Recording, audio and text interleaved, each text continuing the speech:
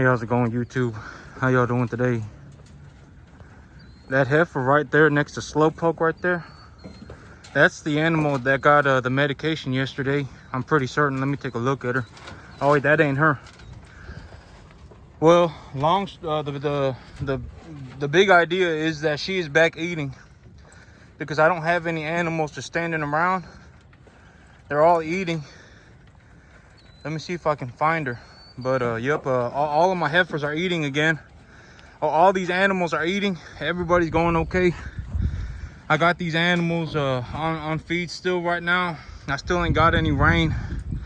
I do have a third calf with with BRD. BRD and BVD are two separate things.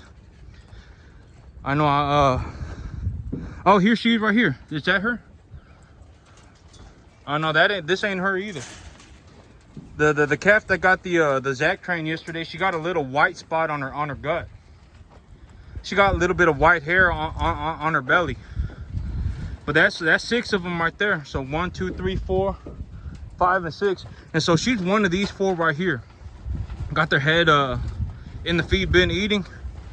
So one of these 4 calves right here is the animal that got the shot yesterday. So she's doing completely better. I cut her loose because I gave her that shot, and then when I got home from work and I measured her food, I took a look at how much she ate, and she had ate about 3 pounds of grain, and she drank about 2 gallons of water. So she was definitely feeling better. She was definitely eating her food. She had eaten about 3-4 pounds of grain, and so I cut her loose. And this morning she got her face deep into this feed, and so she's definitely eating. But I do have a third animal over here with BRD. I got her caught this morning. But this animal, I got some kind of a bacterial pneumonia going around right now is what I'm guessing. Is what I'm thinking it is. But this animal right here, she got BRD too. This is a third one right here with BRD. So yeah, she coughing a lot. She don't look very good. I caught this one real early. I caught this one, you see how she's coughing right there? I caught this one real early. She hasn't started to drool yet, but this is maybe day 1. This is her first day. I think this is her right here. I think this is the one that got the shot yesterday. Yep, that's her. You see how she got that little bit of white hair on her gut right there? That's her right there, and her gut feel looking a lot better. She looking more full. So yeah, she's definitely eating. This Zach train, it's working on this bacterial pneumonia, and it usually does. This Zach train is good medication. If they got bacterial pneumonia or some kind of a BRD, I would say 98 out of 100 times it'll fix them right up. Within 24 hours, it'll get them eating again immediately, as long as I catch it early. But this animal this morning, the animal, I don't know if y'all can see her right there, but you see how she's sitting there with her head down like that, almost like she's sniffing the ground.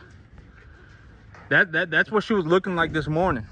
She was standing in the barn looking like that this morning, and so I was like, okay, that ain't right. The cattle, they don't sit there like that. These cattle, that ain't right. You see her right there? She's just standing there like that the whole time. Standing there with her head low, almost like she's sniffing the dirt, and she's coughing. That's not good. And so she got BRD too. But I caught her real early. This is probably her first day of symptoms. I got her put away real early, so I'm gonna give her a shot here in just a minute. As soon as I get done with this, I'm gonna give her a shot. And then yep, I got some feed coming in. I got feed coming in. Well,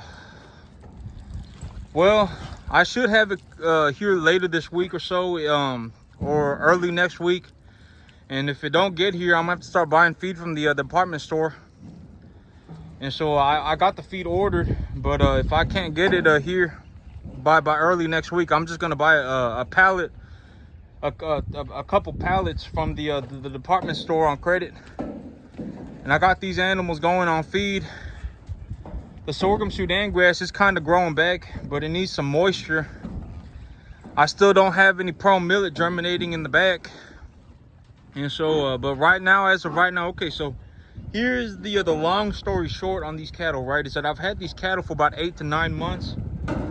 And in those 8 to 9 months, for about 7 to 8 months of that, I've had, for about 6, 7 months, I've had them on grass. And so I've had these animals for about 9 months, 8, 9 months, and for about 7, 8 months, something like that. And for a majority of the time, 95% of the time, these animals have been on grass. And as that, over those past 7, 8 months, cattle prices have just gone up vertically. They've just gone up maybe a 20%, 30% in the last, maybe even a little bit more. Well, they've gone up about 20%, okay, 25% in the last 7 to 8 months. They've just continued to go up constantly over the past 7, 8 months, 8, 9 months. And so I'm in a situation right now where I'm doing real good on these cattle. I haven't spent hardly any money on them. And so even if I have to put them on feed for a month or two, it ain't gonna make or break me, okay? It ain't gonna make or break me, not even close.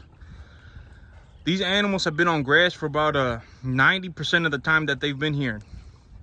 And so I've made, you know, when I have these animals on grass, I make a lot of money because I don't spend any money. And these animals put on weight very well. And so, and I need the tax deductions. So ordering the 8 tons of feed, it's a good thing to do, because if I order the 8 tons of feed, the government will send me a check for $1,000 next year when I file my taxes. You know, they sent me a check for $3,700 this year because I got an LLC that is, and I wrote these cattle off as inventory on my taxes. And so I was able to deduct that off of my W-2. And so I got my W-2 taxes, income taxes back. And so, yep, I got, and then I also got another $3,700 in an escrow refund. So I got almost like 8 grand from, I ain't even really, I mean, I've sold an animal or two here or there, but that's it. And, you know, I've already made about $8,000. And so, you know, when I take these animals to market, I'm gonna make a good chunk of money. And so, yep, I got to get that animal fixed up. I got the feed coming in. These animals are still doing okay. I just got to get this bacterial pneumonia fixed up. But you know, these little calves. The reason why it's so hard to be in the stocker business, the stocker cattle business, from what I've been reading, is because of dealing with these animals getting sick. And you know, these animals that I brought in, these Black Angus heifers, they've been they've been vaccinated, they've been tested for BVD, they've had blood samples drawn for them to check them for BVD and everything. And I still had 1 out of 2 animals get extremely sick.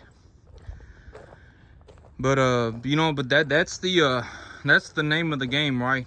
And so that's why it pays off. You know, that's why you know, that's why the people who are good make all the money, and that's why the people who aren't good lose all their money. It's because, you know, it just is what it is. You know, it's an extremely difficult thing to do. It ain't like I just wake up one day and I just go, and the money just falls into my lap. That ain't you know how this works. The stocker, you know, the stocker cattle, it's extremely difficult.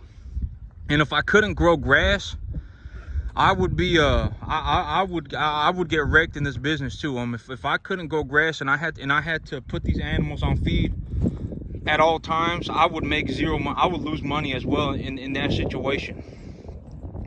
You know, the chances of me losing money go up drastically in that situation because, okay, so here's how the fundamentals of the cattle market work.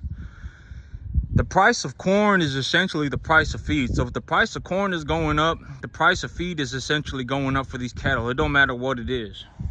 These cattle, corn is the benchmark for cattle feed. So if the price of corn is going up, the price of feed is going up. And when the price of corn or when the price of feed is going up, the price of cattle fall. That's usually how the market dynamic works. That's the market fundamentals. So when the price of feed is going up, the price of the cattle are going down.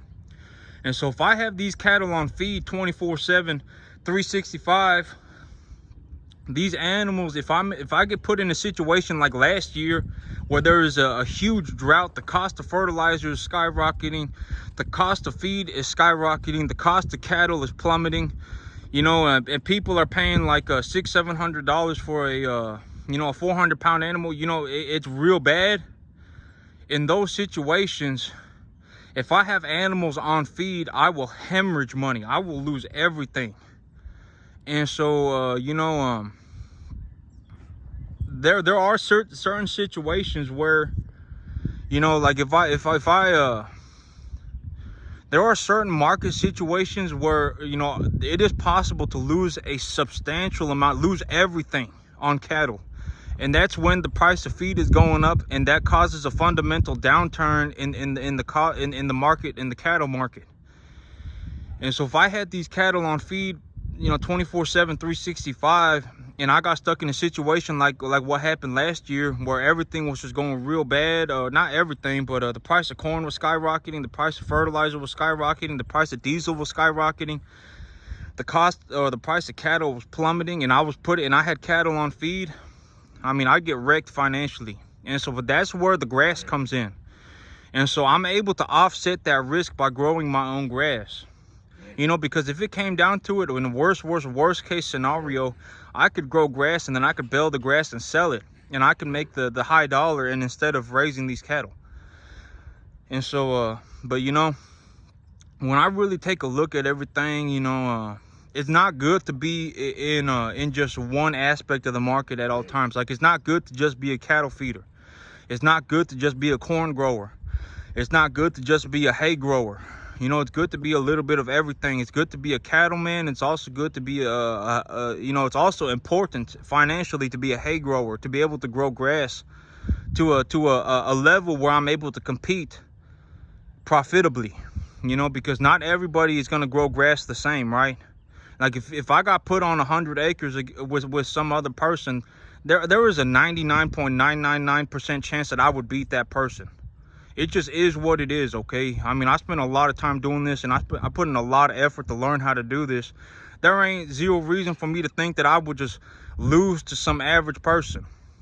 You know, I'm very good at growing grass, and I'm very good because I put in a lot of time and I put in a lot of effort. And the cattle, you know, if I can grow grass, the cattle is 90% solved for. I just got to figure out how to give these cattle medication and stuff like that.